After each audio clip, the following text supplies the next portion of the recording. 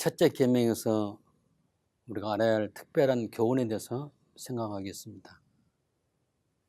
본문은 신명기 30장 17절에서 18절입니다. 십계명은 하나님 나라 백성 된 자는 일편단심으로 여호와 하나님만 하나님이시오. 그분이 특별히 그의 백성에게 명령한 법이기 때문에 반드시 지켜야 할 것입니다. 그러므로 십계명을 내 자녀에게 부지런히 가르치고 집에 앉아 있을 때든지 누워 있을 때든지 일어났을 때든지 이 말씀을 강론할 것이며 그것을 내 손목에 매어 기호를 삼을 것이며 내 이마에 붙여 표를 삼고 또 내 집 문설주와 바깥 문에 기록할지라 라고 특별히 명령하십니다. 오늘날 가정마다 자녀들에게 신앙교육이 이루어지지 않고 있는데 하나님께서는 가정에서부터 자녀들에게 철저한 신앙교육을 명령하십니다. 제1계명은 너는 내 앞에서 다른 신을 내게 있게 말지니라 입니다. 이 계명은 내가 있는데 거기에 더해서 다른 신을 너에게 두지 말라, 바로 그 뜻입니다. 첫 계명은 여호와 한 분만이 하나님으로 섬기라는 명령입니다. 우리가 섬기는 하나님께서는 지극히 높으시고 홀로 완전하신 하나님이시기 때문에 하나님 한 분만 섬겨야 하고 하나님 외에 다른 신을 섬기지 말라는 하나님의 명령입니다. 물론 많은 신자들이 예수를 믿고 하나님 한 분만 섬긴다고 말은 합니다. 그러나 거기서 결여된 것은 실제 삶에서 생활에서 보면 하나님 외에 자기 자신을 더 섬기는 사람이 많습니다. 하나님이 주가 아니라 내가 주가 되는 거죠. 십계명을 지키는 정신은 마음을 다하고 성품을 다하고 힘을 다하여 내 하나님 여호와를 사랑하라 이렇게 하시는 것입니다. 하나님보다 자기 자신을 더 사랑하기 때문입니다. 보다 철저하고 적극적으로 하나님께 충성하며 하나님의 영광을 위해서 무슨 일을 하든지 하나님을 섬기는 자세로 하는 것입니다. 그렇다고 종교적으로 사는 것을 말하는 것이 아닙니다. 믿음으로 사는 것을 말합니다. 시편 제1편처럼 악인들이 가는 길을 걷지 아니하고 죄인의 길에 서지 않으면 또 죄인 길에 서지 않고 비우는 자들의 무리까지 가지 않고 여호와의 말씀을 즐거워하고 주야로 묵상하는 그런 생활을 말합니다. 종교적으로 산다는 말은 무슨 말인가? 그저 교회에 다니면서 직분에 충성하고 목사님의 명령을 순종 잘하고 헌금을 잘 바치며 기도 생활 열심히 하고 성경을 계속 읽고 또 신방도 하고 성경 공부 그룹에 참여하기도 하고 전도, 구제 등등 여러 가지 우리 신앙생활에 필요한 그런 활동을 하는 것을 말하는 것입니다. 이런 것을 내 의지로 잘하고 있다는 것입니다. 이것을 믿는 것은 바로 신앙생활이 아닙니다. 이런 경우는 주님께서 나를 통해서 사신다고 하는 것이 아니고 내가 주의 이름으로 내가 산다는 것이 될 때 바로 그것이 종교적인 삶이 되는 것입니다. 똑같은 신앙생활의 모습이라 할지라도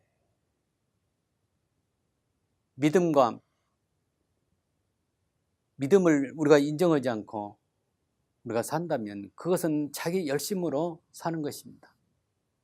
주님과의 관계성을 가지고 하나님의 주권을 인정하며 성령 안에서 영적으로 행해진 그런 삶으로 살아야 하는 것입니다. 이러한 것은 바로 주님과 관계없는 자기 개인의 생활에 불과합니다. 우리는 하나님을 섬기고 사랑하려면 마음을 다하고 성품을 다하고 뜻을 다해서 또 힘을 다해서 우리가 해야 하는 것입니다. 이것이 바로 제1계명을 지키는 정신입니다. 우리 마음과 생각과 또 우리의 말과 행동에 있어서 하나님을 사랑하고 높이는 것은 나머지 9계명보다 우선입니다. 모든 생활이 철저하게 1계명의 바탕을 두어서 이루어져야 한다는 것입니다. 2계명을 지키고 3계명을 지키고 4계명을 지키고 나머지 모두 합해서 10가지를 다 지킨다 할 때 제1계명이 최우선이라는 사실입니다. 뿐만 아니라 개인의 가정생활, 또 학업생활, 직장생활, 비즈니스, 또 여가활동 모두가 다 하나님을 사랑하고 섬기는 정신으로 이루어져야 한다는 것입니다. 지금 현재 나의 생활은 어떠하다고 생각하십니까? 여러분들의 그 삶은 어떻다고 생각하십니까? 하나님을 섬겨야 할 위치에 다른 신, 여기 다른 신 하면 취미도 해당됩니다. 그것을 두거나 또 따르는 것은 하나님께서 가장 싫어하십니다. 그 어느 것에라도 하나님의 자리를 차지하거나 하나님과 겨루어서는 안 된다는 것입니다. 마음으로는 하나님을만 섬기고 또 실상을 볼 때 하나님보다 더 사랑하는 것이 따로 있다면 제1계명을 범하는 것이 되는 것입니다. 하나님은 우리 마음 중심에 하나님과 경쟁하는 어떤 다른 것이 차지하거나 하나님보다 더 사랑하는 어떤 것이라도 허용해서는 안 된다는 것입니다. 오직 하나님만 섬겨라. 바로 이것입니다. 우리는 세상에 너무 많이 노출되어 있습니다. 사탄은 이러한 환경에서 하나님을 망각하도록 하며 세상을 더 사랑하도록 만들어가는 것입니다. 더러는 TV도 보아야 합니다. 또 여행도 해야 합니다. 또 중요한 모임에도 가야 합니다. 동창회든지 향후회든지.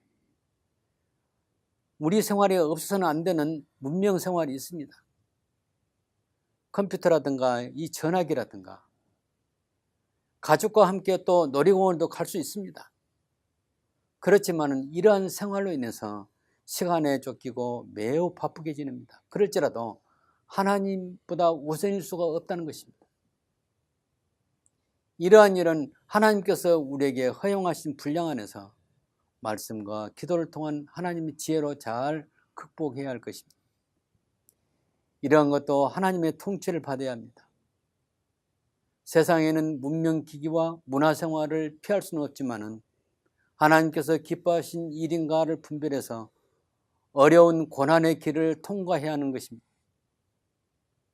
우리는 하나님 앞에서 하나님 외에 다른 어느 것도 하나님보다 더 사랑해서는 안 되지만 또 하나님보다 자신을 더 사랑하고 하나님의 영광보다 자신의 영광을 더 추구하는 것까지도 하나님을 섬기는데 우선이 되어서는 안 됩니다. 우리의 믿음의 선진들이 바로 그렇게 살았습니다. 이 세상에 미련을 두지 않고 항상 장차 가야 할 본향을 바라보고 살았습니다. 그들은 이 세상을 나그네처럼 살았습니다. 가장 믿음으로 잘 살려고 하면서 이 세상을 지난 동안에 하나님 앞에서 믿음을 지키러 갈 때 많은 고난과 박해가 따른다는 것입니다. 편하고 행복하게 사는 것이 세상이 아니고 하나님과 함께 동행하는 것이 바로 우리의 삶인 것입니다. 이스라엘 역사를 볼 때 하나님의 다른 신을 불러들이고 섬길 때 하나님의 진노가 있었고 반드시 심판하셨습니다.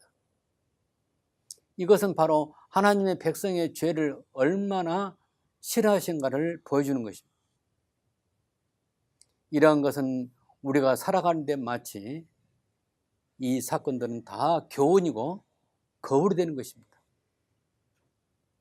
그 다음에 이어서 우리가 둘째 계명을 생각해 보겠습니다. 둘째 계명은 무상숭배를 하지 말라는 것입니다. 무슨 형상인지 만들지 말고 하늘에 있는 것이나 땅에 있는 것이나 땅 안에 있는 것, 물속에 있는 것까지도 형상을 만들지 말고 거기에 절도 하지 말며 섬기지 말라고 하고 있습니다. 이 계명은 바로 무엇을 말해주냐? 여호와 하나님만이 우리가 섬기고 예배 드려야 할 하나님심을 명령하는 것입니다. 다른 신을 두어서는 안 되지만은 역시 어떤 것도 물고기라든지 또 어떤 동물이든지 무슨 형상이든지 만들지 말고 거기에 절하지 말고 그 우상을 섬기지 말라고 하는 것입니다. 그렇지만 우리가 여호와 하나님을 믿는다면 다른 사람이 섬기는 그 신을 절대로 따라서는 안 됩니다. 우리 주위에 보면 얼마나 우상들이 많이 있습니까? 그 우상이 바로 우리에게 복을 주신다고 그 앞에 가서 절을 하고 있습니다. 물론 그 형상이지만은 그 형상도 신의 위치에 있는 것입니다. 우리의 예배 대상은 여호와 하나님 한 분이며 그 외에 어떤 신을 섬겨서는 안 됩니다. 십계명 제2계명은 하나님을 어떻게 섬기고 예배해야 할 것을 명시하고 있습니다. 우리가 하나님에 대해서 알 필요가 있습니다.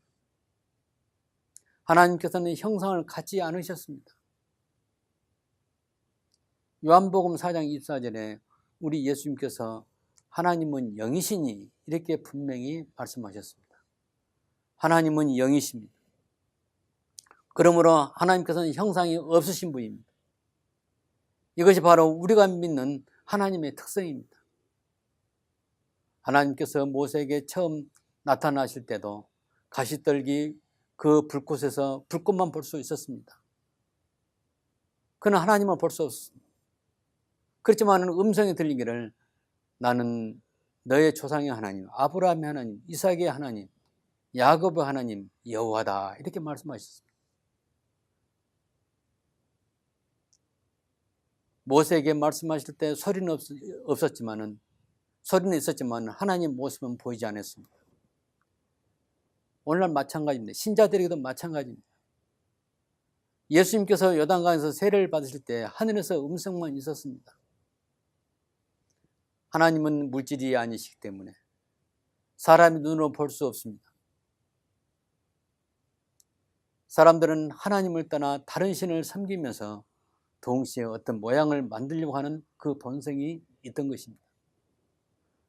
하나님께서는 이러한 본성을 아시고 여호와를 신앙한 사람은 자기 백성으로 구별하기 위해서 이 명령을 주셨습니다. 우리가 구별이란 말이 있는데 그 구별은 성별, 곧 하나님의 백성을 거룩한 백성으로 구별하신다는 것입니다. 그러므로 수많은 사람이 있지만은 하나님 백성은 거룩하고 하나님 밖에 있는 사람들은 세상에서 죄 가운데 있어서 거룩하지 못하다고 이렇게 표현할 수가 있습니다. 그러므로 하나님의 은혜 안에 들지 못한 백성은 죄 가운데 있고 그 죄 가운데서 날마다 부패하고 타락하는 그런 상태가 나타나는 것입니다. 다른 신을 섬길 수 있고 그들은 마음과 생각대로 어떤 모양의 우상을 만들 수도 있습니다. 그러나 하나님의 은혜 안에 들어오고 하나님의 소유된 백성은 성별됐기 때문에 절대로 그들이 하는 대로 따라가서는 안 됩니다. 이 계명에서는 하나님께서 명령하시는 것이 무엇입니까? 우상을 만들지 말며 그것들에 절하지 말며 그것들을 섬기지 말라 이것입니다. 이스라엘 백성이 애굽에서 나와 광야에 있을 때에 모세는 시내산에 들어가 기도하는 동안에 그들은 금을 모아서 하나님의 형상으로 송아지를 만들었습니다. 그리고 그들은 자기들을 구원해 주신 하나님이라고 하면서 그 송아지를 섬겼습니다. 하나님께서는 진노하셨고 모세는 거기에 가담한 백성 중에서 3,000명가량이 죽임을 당했습니다. 이 사건은 바로 출애굽기 32장에 나옵니다. 우상 숭배는 계명을 어긴 죄로 하나님께서 반드시 심판하십니다. 하나님은 지극히 높으시고 크시기 때문에 하나님을 섬기기 위해서는 무슨 형상이든지 만들지 말며 사람의 생각과 사람의 그 방법으로 예배하지 말고 하나님의 말씀을 받아서 순전하고 온전하게 예배하라는 명령이십니다. 하나님 말씀을 따라 예배하는 것은 하나님이 영이시기 때문에 영과 진리로 예배하는 것입니다. 우리 예수님 말씀하기를 요한복음 4장 24절에 하나님은 영이시니 신령과 진정으로 예배할지니라 이렇게 말씀하셨습니다. 왜 하나님께 신령과 진정으로 드려야 합니까? 여기서 신령이라는 것은 성령을 통해서, 진정이란 말은 번역상 진정이지만 진리란 뜻입니다. 영과 진리로 드린다는 것은 바로 내 안에 계신 성령 하나님의 인도를 받아서 전심으로 하나님의 말씀을 따라서 드리는 것입니다. 예배는 하나님을 만나서 하나님 앞에 무릎을 꿇는 마음으로 하나님께서 주신 말씀을 받는 것입니다. 그러므로 개혁주의 예배의 핵심은 하나님 말씀을 강론할 때 그 말씀을 진리로 받는 것이 바로 예배의 기본입니다. 그렇기 때문에 예배 순서 중에서 가장 중요한 부분은 설교 시간입니다. 제2계명의 정신은 하나님께서 영이시기 때문에 성령의 인도를 따라서 나의 영으로 나의 하나님의 진리 안에서 전심으로 정성을 다해서 보이지 않으신 거룩한 하나님께 우리 전체를 들여서 예배하는 것입니다. 그러므로 하나님께 예배할 때는 성경에서 지시한 것 외에 다른 방법을 사용해서는 안 됩니다. 일반적으로 다른 종교에서는 인간의 머리에서 고안된 종교 의식을 가지고 신을 달래고 즐겁게 하는 식으로 그들의 예식을 행합니다. 그러나 기독교는 어떤 종교적인 의식을 행하는 것이 아니라 하나님을 섬기는 자세로 강단에서 선포되는 하나님의 말씀을 받는 것입니다. 이것이 바로 예배의 핵심입니다. 그러므로 종교개혁자들은 변질된 로마 교회의 종교 의식을 버리고 하나님의 말씀을 받는 설교가 핵심이라고 말한 것입니다.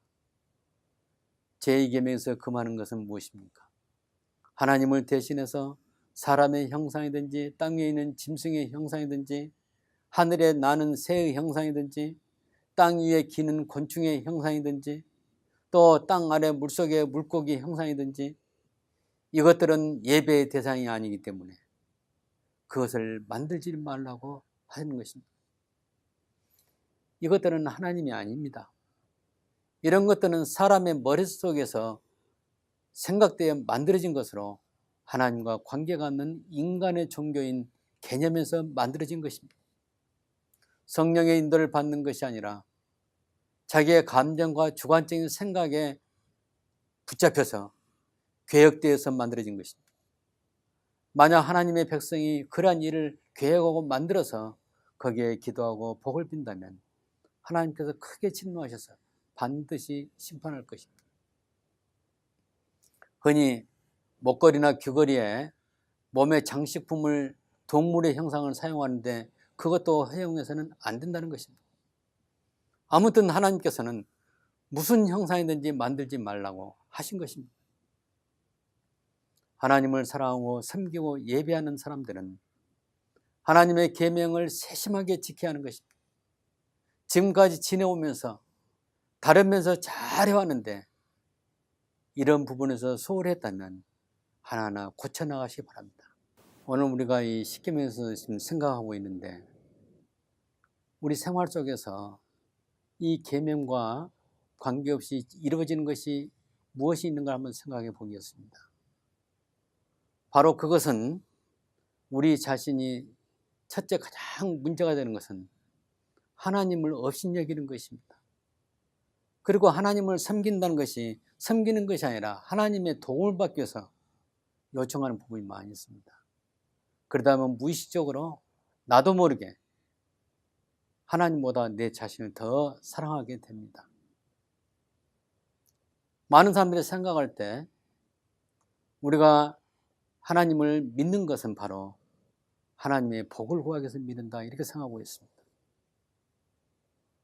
정상적으로 생각한다면 하나님을 믿는 것은 하나님의 영광을 위해서 믿는 것입니다. 하나님 백성을 선택받았기 때문에 하나님의 말씀을 지키는 것입니다. 말씀을 지킨다는 그 자체가 너무 광범위해서 우리가 구체적으로 무엇을 행할까에 망설이고 있는데 십계명을 우리가 지키다 보면 무엇을 우리가 해야 할 것인가를 알게 되는 것입니다. 오늘 다 설명을 못 드렸습니다. 오늘 설명 불과 1계명과 2계명을 드렸는데 1계명과 2계명 그 안에서만 우리가 다 하는 것이 아닙니다. 나머지 3계명, 4계명, 5계명, 6계명, 7계명, 8계명, 9계명, 10계명이 있습니다. 가장 중요한 것은 1계명과 2계명은 하나님을 섬김에 있어서 가장 중요합니다.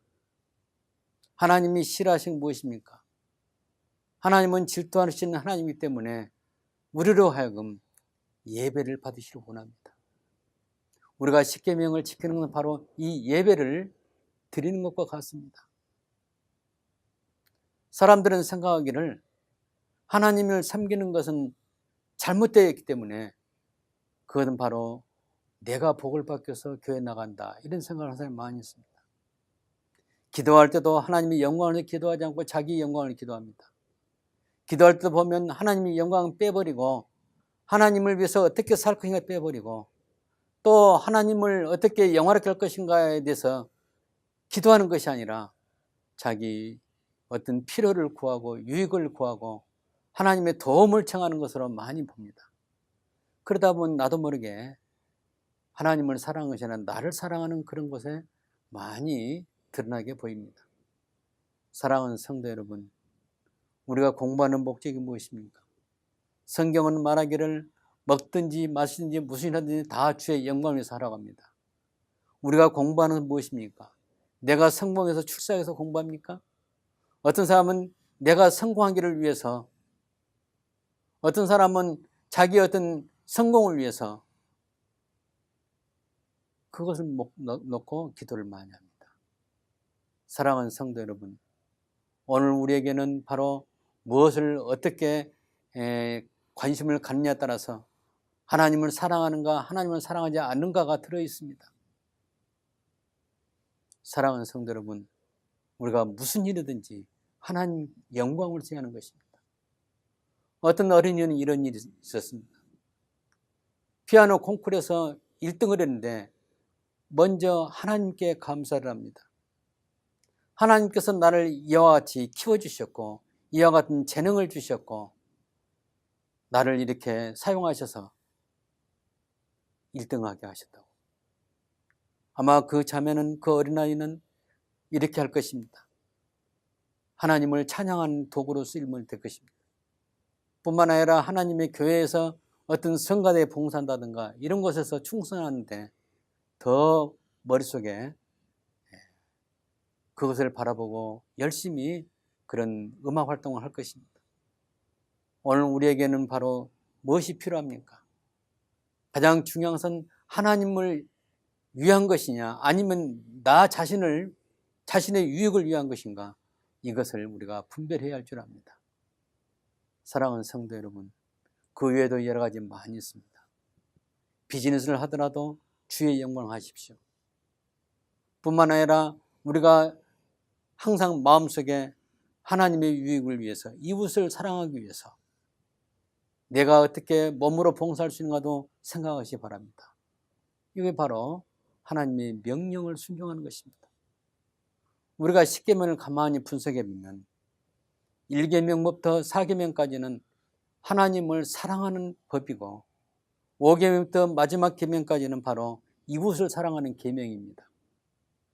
10계명을 요약한다면 하나님을 사랑하고 이웃을 사랑하는 것입니다.